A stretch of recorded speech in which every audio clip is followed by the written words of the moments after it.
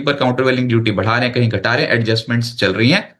आपका हमारा काम है ठंडे दिमाग से स्टॉक्स को ढूंढना, तलाशना, अच्छी कंपनियों की तलाश करना, और उसके लिए मदद करेंगे गौरव गोयल जी। गौरव जी नमस्कार, बहुत बहुत स्वागत है आपका बिस्त पे सर।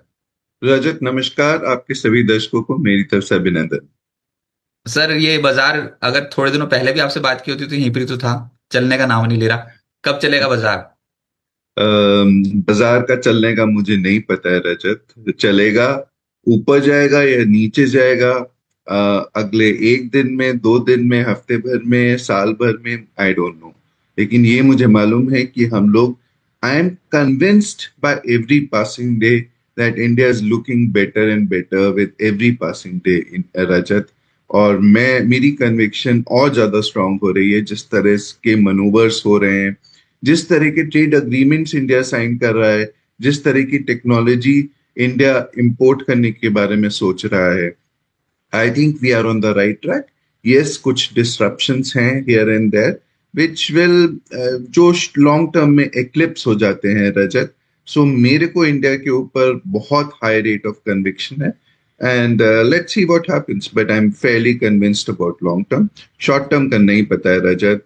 आज क्या होगा, कल क्या होगा, it is absolutely unknown. Sir आप वैसे वो नहीं कर सकते, एक चार्ट पे ऐसी लाइन खींच दो, ऐसी टेढ़ी सी लाइन, ट्रेंड लाइन बोलते हैं उसको, इसके ऊपर जाएगा तो खरीद लेंगे, इसके नीचे जाएगा तो बिकवाली कर लेंगे। वो लाइन खींच खींच के यूट्यूब पे बताते तो हैं कि अब चढ़ा, अब चढ़ा, अब चढ़ा, ऐसे वाला।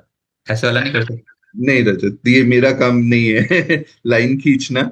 बट ये जरूर है, ये लाइन के बराबर की ही वैल्यूएशन थ्योरी होती है बेसिकली, जहां पे हम लोग वैल्यूएशंस देखते हैं, उनको एवरेज वैल्यूएशन हिस्टोरिकल वैल्यूएशन से कंपेयर करते हैं, and then we decide whether markets are cheap और एक्सपेंसिव। हम उसके बेसिस पे काफी हद तक रखते हैं, लेकिन उसमें भी देखिए वेरिएशंस आ सकते हैं। Just to be giving you a rough picture, जो निफ्टी की पीई है, it has broadly ranged between 8 and 26 historically. Sorry, 8 and forward P में करीब 26 28 के आसपास ये रेंज रही है। तो इस सिचुएशन में जब अपर साइड पे, और एवरेज पी करीब 17 18 के आसपास रही है, तो जब भी हम मान के चलते हैं 17 18 के नीचे आता है तो इट बिकम्स चीप, और उसके ऊपर जाता है तो it becomes expensive. Around 24 25 levels it becomes very expensive Rajat. तो उस समय हम सबको समझ में आ सकता है कि हमें क्या करना चाहिए। और जब चीप लेवल्स होते हैं 10 12 14 15, ये सब बाइंग जोन में आ जाता है। तो इन सब चीजों का अगर हम ध्यान रख चलें, तो I think life would become far more easier. पर ऐसा नहीं है आज की डेट में हम लोग, मतलब इसके अलावा हमें ये भी देखना पड़ेगा, आज की डेट में हम फॉरवर्ड अर्निंग के हिसाब से करीब 18 19 के आसपास ही चल रहे हैं, which is just at par with historical averages. So but हमें लगता है आगे चल के ग्रोथ आएगी मार्केट में, अर्निंग्स इंप्रूव होंगी, जिसकी वजह से price earning, price to earning, price ऊपर आता है, अर्निंग नीचे आता है डिनोमिनेटर में, which makes the case for better returns for equity market players going forward. Sir आज जो ये ट्रैक हो रही है यूएस और ईरान के बीच में न्यूक्लियर डील पर तीसरे चरण की बातचीत है, कितने राउंड होंगे? अभी थर्ड राउंड हो रहा है। रजत देखिए, मेरे को लगता है कि आप कितनी भी बातचीत कर सकते हैं, बट मेरे को लगता है कि आप बंदूक की नोक पे बहुत ज्यादा पॉजिटिव आउटकम निकालने की उम्मीद नहीं कर सकते हैं। बंदूक की नोक पे आप शॉर्ट टर्म समझौता कर सकते हैं, लेकिन किसी को आप मेंटली या साइकोलॉजिकली चेंज नहीं करते हैं। वहां पे रजीम चेंज हो जाए, उसके बाद कुछ चेंज हो जाए तो समझ में आता है, but with the same regime, with the same mindset in Iran, I doubt कि अगर आपने शॉर्ट टर्म के लिए पीस ले भी ली, और ट्रम्प उसे अपना नाइन्थ पीस प्लान बता दे कि जहां पे उन्होंने शांति कराई है, which is okay, but long lasting peace is what is more required. And मेरे को लगता नहीं है कि वो करंट रजीम के साथ, यहाँ पे आपसे कितनी वार्ताएं कर लें, आज जिनीवा में है, बट मेरे को लगता है कि उसका कोई परमानेंट सोल्यूशन आपको मिलेगा। तो will have to wait and watch. आप अपना, आपने वॉरशिप तो खड़ा कर दिया है पास में, लेकिन क्या ईरान जैसी रिजीम में, जहाँ पे ईरान जैसी कंट्री में जहाँ पे हार्ड लाइन रिजीम है, क्या वो इस चीज को एक्सेप्ट करेगी एक बंदूक की नोक पे? मेरे को नहीं लगता है। पर सोने चांदी की कीमतें फिर से तेज होने लग गई हैं सर, और अब तो कॉमेक्स $90.5 प्रति आउंस चांदी दिखा रही है। बैंक ऑफ अमेरिका की पॉजिटिव कमेंट्री आ गई। बैंक ऑफ अमेरिका बोल रहा है कि $100 तक तो समझ में आता है कि $100 तक चांदी पहुंच जाएगी। और ऊपर से आज ना ये अ, एक रिपोर्ट आई है सोने के ऊपर, जेपी मॉर्गन की। वो बोल रहे हैं कि $6300 प्रति आउंस 2026 के आखिरी तक चले जाएगा सोना। $6300 प्रति आउंस। और अभी जो है वो सोना चल रहा है लगभग 5188 के लेवल पे। तो बहुत अच्छा खासा अपसाइड जेपी मॉर्गन सोने पे समझ रहा है। तो ये जियो पॉलिटिकल टेंशन किसी तरीके से ईज आउट होती नहीं नजर आएंगी। प्रेशियस मेटल्स पे क्या आउटलुक है? ये सच्ची में यहां से 2026 में भी कमाल करेंगे और इक्विटी के मुकाबले ज्यादा रिटर्न्स दे सकते हैं क्या? So Rajat, just like equities, short-term view on gold and silver or precious metals also, ये पूरा का पूरा predict करना बहुत मुश्किल है. Whether it will fall from here in short term or go high from here is unpredictable. At least from my standpoint of view, मैं नहीं कर सकता हूँ. मैं इतना qualified perhaps नहीं हूँ. But what I can say is that we are in a long term structural bull story on gold and silver. और मैंने आपके शोज पे कई बार ये जिक्र किया है, और उसके पीछे रीजंस आर क्वाइट ऑब्वियस. हम लोगों ने कई बार इस बारे में बात करी है कि डी डॉलराइजेशन हो रहा है दुनिया में, और एक डॉलर की जो एक रिजर्व करेंसी स्टेटस था, और एक तरह से कह सकते हैं कि रिस्पेक्ट था, वो जो है कम होता जा रहा है. दिन ब दिन ये होता जा रहा है. And probably I'm not sure if America is realizing it, but central banks across the world, they are diversifying away from US dollar. और वो अपनी होल्डिंग्स जो हैं गोल्ड में और कुछ हद तक सिल्वर में भी डिवर्सिफाई कर रहे हैं. और ये ट्रेंड चलता रहेगा, क्योंकि जो नेक्स्ट सुपर पावर का हकदार है वो चाइना है. और चाइना की जो unfortunately for them and may be fortunately for the other world is that उनकी जो करेंसी है is not as acceptable around the world as US dollar is. तो naturally investors के पास या central banks के पास सिर्फ gold becomes the most attractive option to hold in place of in lieu of US dollar. और इसीलिए हम एक gold और silver में price appreciation देख रहे हैं from last 1-2 years. And this trend will continue, but आपको इस बीच में volatility, extreme volatility दिखाई देंगी. बीच बीच में episodes आएंगे. ये एक नेचुरल होता है जब स्टेटस में कई बार मे बी ट्रम्प से something positive something negative and they might react something. They also react on geopolitical issues. तो बहुत सारी चीजें हैं जो देखने को रहती हैं शॉर्ट टर्म में. But de dollarization is a real trend, and in long term till we have a reserve currency status for something else, if at all, तब तक gold and silver and maybe other metals will continue to do well.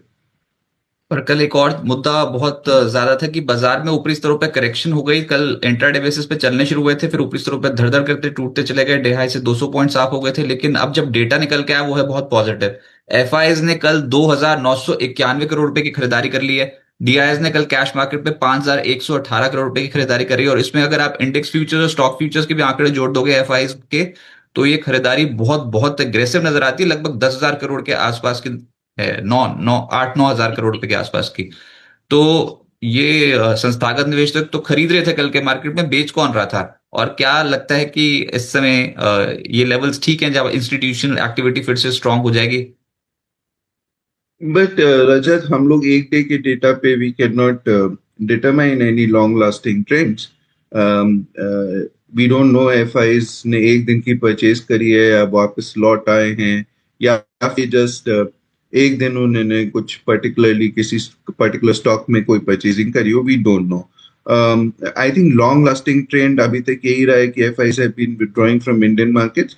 और हमें data को एक थोड़ा सा लंबे नजरिए के लिए देखना पड़ेगा. आगे 1-2 महीने तक देखते हैं कि कितना वो लोग क्या वापस आके लगातार परचेजिंग कर रहे हैं, या फिर it's just a one day phenomena. जहां तक सेलिंग की बात हो सकता है there are large HNIs who have sold in the market.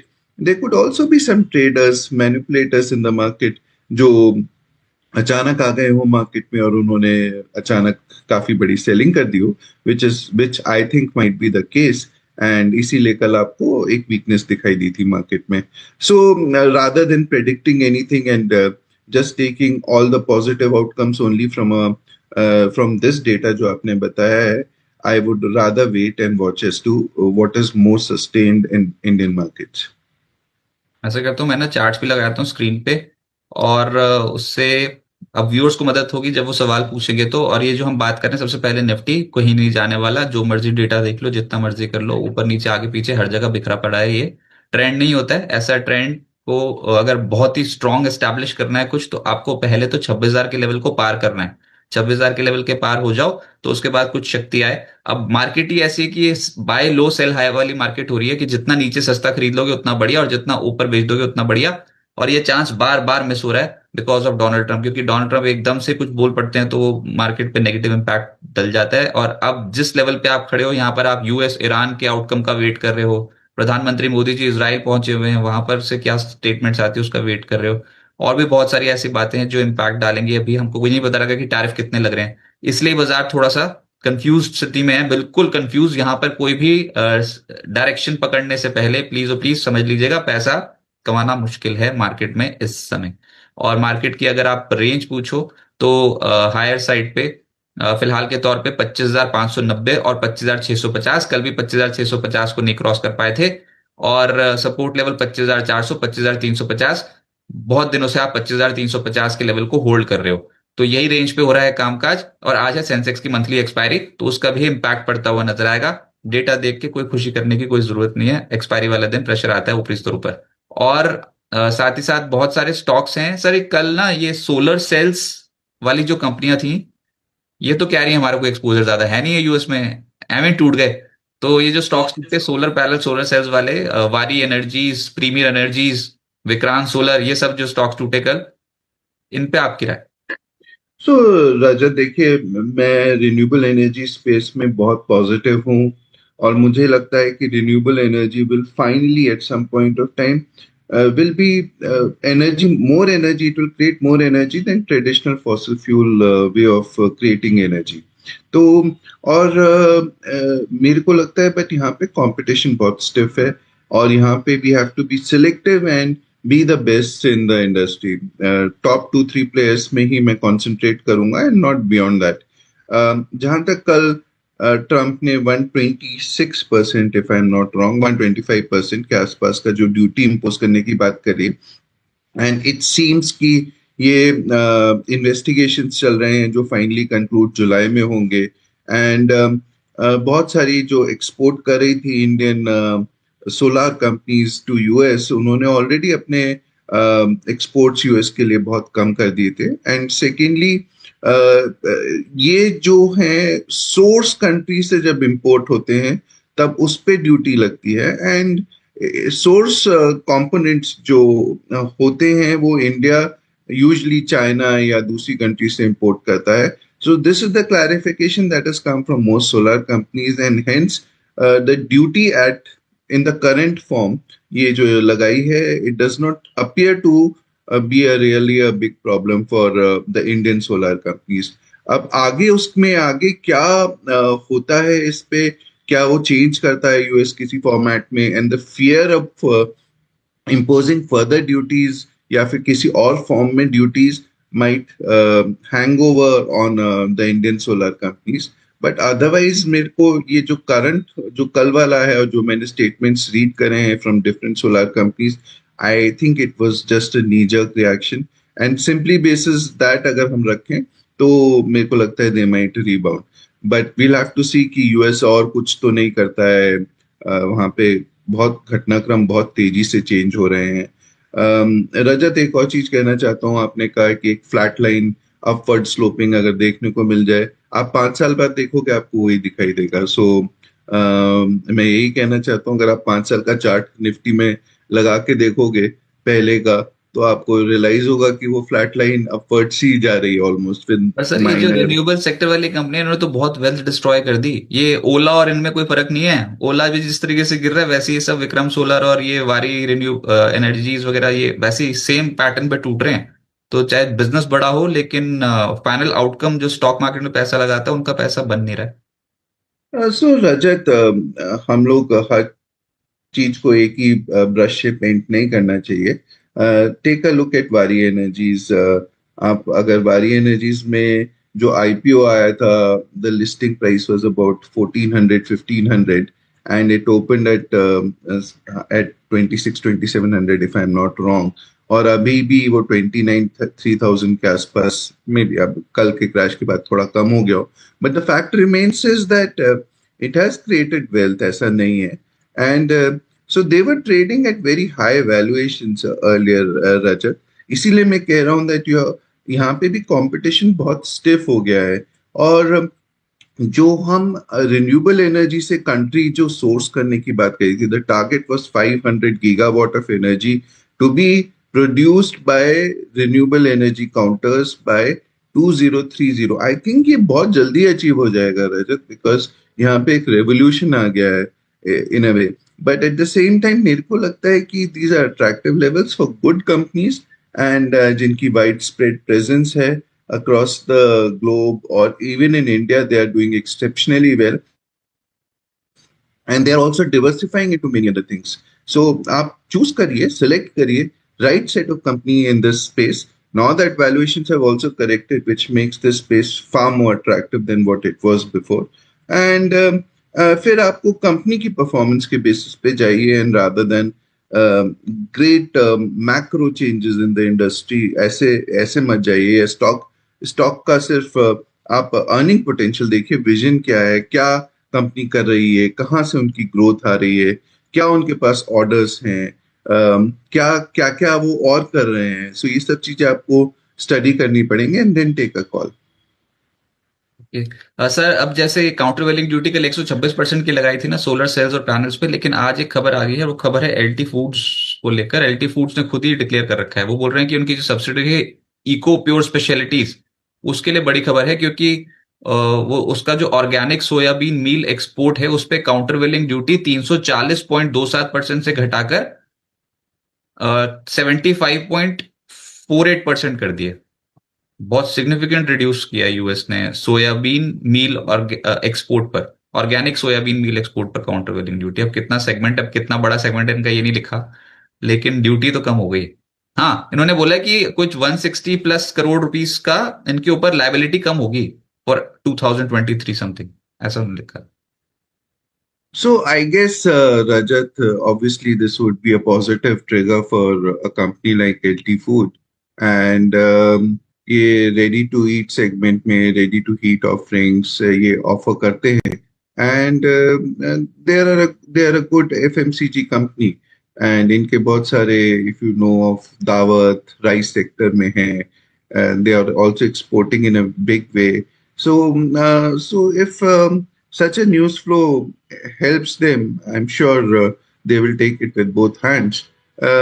LT Food, at current valuations, price earning multiple is 21.8, and the price is corrected from highs. So I think maybe just 26.4%, as I can see, is the profit growth in last 5 years. So might be just a good trigger point for them, and we will see how the stock responds with on the basis of the news. As it appears, मेरे को लगता है इस news के basis पे अगर इतना इनका प्रॉफिट में बढ़ोतरी हो सकती है, then it's good for them, and stock might react accordingly.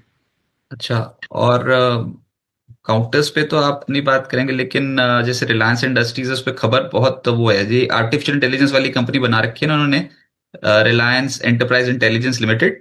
उसके शेयर्स अलॉट कर दिए हैं, रिलायंस एंटरप्राइजेस इंटेलिजेंस लिमिटेड यानी कि REIL, उसके शेयर्स अलॉट किए हैं रिलायंस इंटेलिजेंस को 596.6 करोड़ रुपीस के वर्थ के, और फेसबुक को 257 करोड़ रुपीस के शेयर अलॉट किए हैं। और रिलायंस इंटेलिजेंस का हिस्सा REIL में होगा 70%, फेसबुक का हिस्सा होगा 30%। सर, काम तो हो रहा है वैसे AI के क्षेत्र में, तो ये So, एक और वर्टिकल में है अब रिलायंस इंडस्ट्रीज, वो है AI।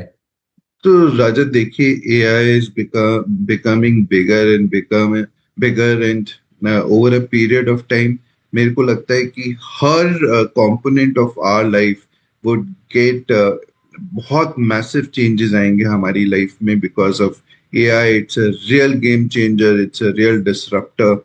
एंड आई थिंक हम लोग ना सिर्फ कंपनीज की लाइफ में, हम लोगों की लाइफ में भी बहुत मैसिव चेंजेस आने वाले हैं. आई डोंट नो, हमारा हमारी लाइफस्टाइल में जो हम लोगों ने पिछले 50 साल में चेंजेस नहीं देखे होंगे, वो अगले 5 साल में देखने को मिल जाएंगे probably. And there could be lot of positive benefits out of AI, चाहे वो हेल्थ रिलेटेड हो, चाहे वो इंफ्रा रिलेटेड हो, चाहे वो टेक्नोलॉजी रिलेटेड हो. You might see a quantum jump in technology going forward, Rajat. और of course there are certain negative effects as well. पूरे जब डिस्ट्रप्शन होता है सिर्फ पॉजिटिव नहीं होता है. There could be negative changes. Jobs could be lost, certain kind of jobs could be lost.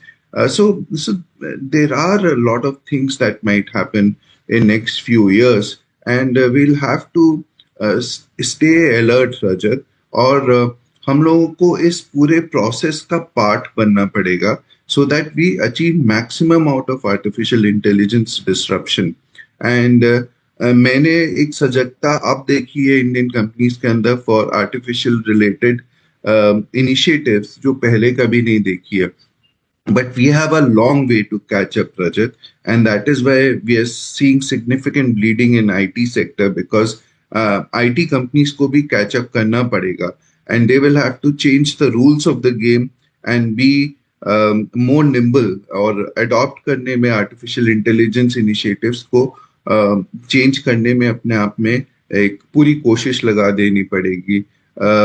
आज की डेट में मैं कोई भी वेबसाइट उठा के देखता हूँ, वहां पे अब लोगो आने लगा है एआई का, या एक लिंक आ गया है जहाँ पे everything is getting integrated to artificial intelligence. So I think revolutionary changes होने वाले हैं, रजत, और हम सब लोगों को ब्रेस करना पड़ेगा, मुझे और आपको भी करना पड़ेगा. Only thing that we have to see is that artificial intelligence, I think, हमारे विजडम को रिप्लेस नहीं कर सकती है. So that is something that humans have an edge over artificial intelligence. And I think Reliance ने जो करा है, they also probably realize the importance of artificial intelligence initiatives. India is trying to catch up, becoming a part of the global supply chains and also part of the artificial intelligence infra and ecosystem.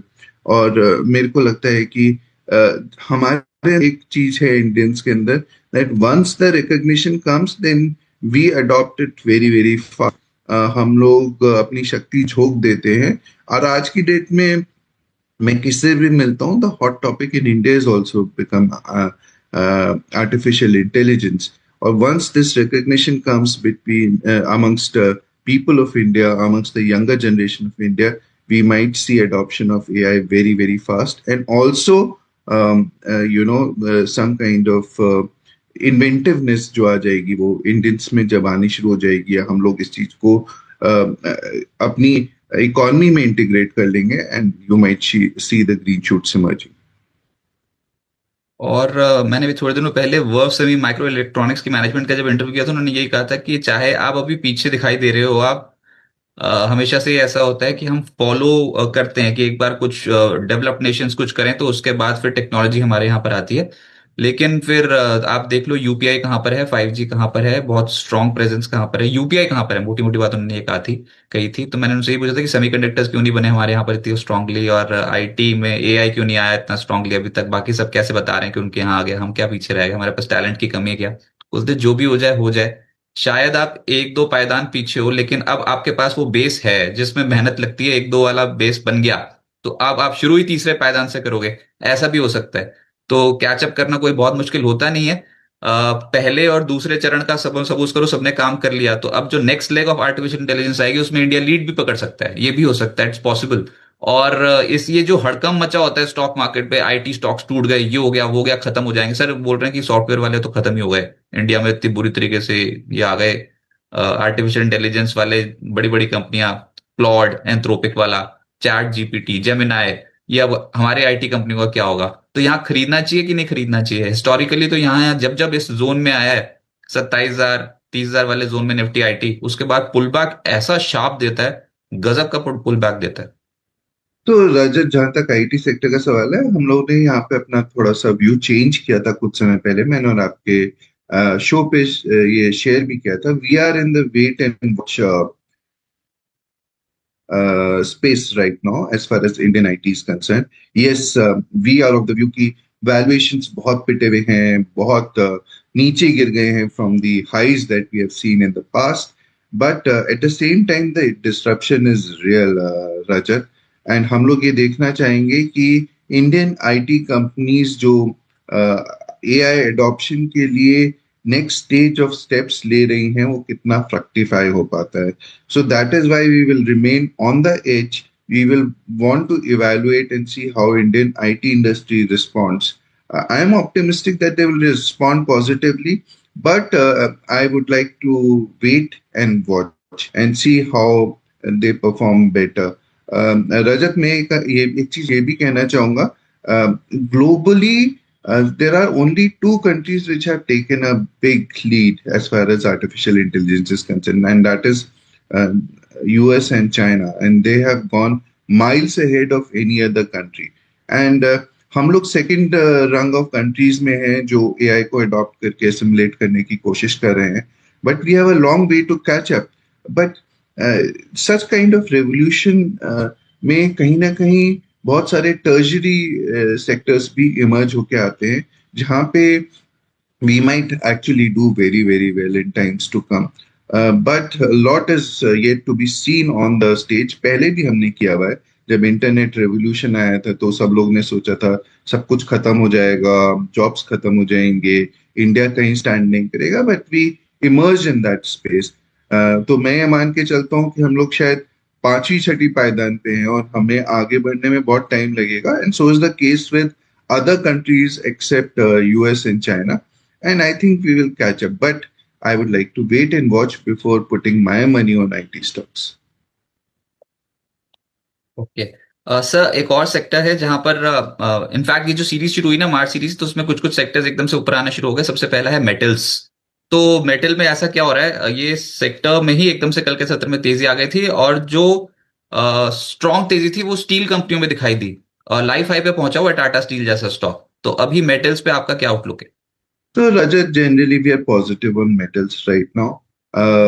Metals में जैसे मैंने आपको पहले भी बताया है कि precious metals में हम बहुत ज्यादा view is positive, though we would refrain from volatility part of it. और हम लोगों ने जब मार्केट नीचे भी आया था गोल्ड और सिल्वर में, तब हमने कहा था मेथोडिकली इन्वेस्टिंग कर सकते हैं यहाँ पे.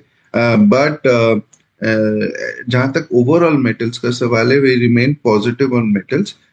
हालांकि प्राइसेस थोड़े बढ़े हैं, but structurally we remain positive, specially on the top few metal categories जहाँ पे हमें अच्छा लगता है. Soft commodities we are not so bullish, but hard commodities में we also see a demand supply gap.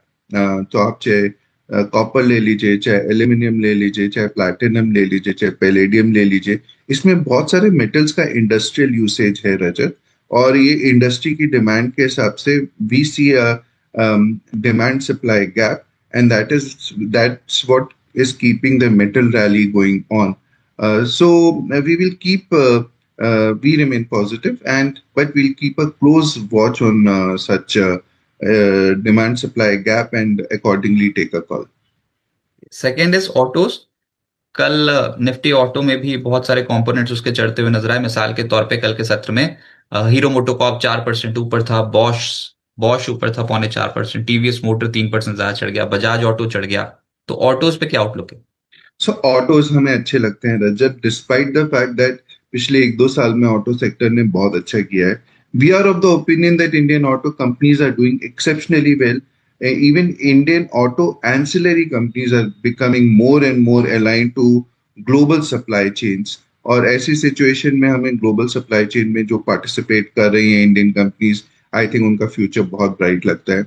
Even on the four wheeler two wheeler side हमें दोनों space बहुत अच्छी लगती है, with a particular age on two wheelers, because वहां पे हमें दिखता है कि two wheelers will probably outperform the four-wheeler space, and the top few companies in both space looks attractive to us. So we remain positive on automobiles as such. Also to be noted is the fact that Rajat, with हम लोग इतने सारे bilateral trade agreements sign कर रहे हैं. So the next leg could be probably Mercosur, which could be South America, और आपको Gulf countries के साथ भी हो सकता है. There could be some tie-ups with trade agreements with African countries, and this opens the whole new opportunity for Indian automobile manufacturers to start exporting to many other countries. The possibility of a trade agreement with Israel is very, very high. आपने देखा भी होगा.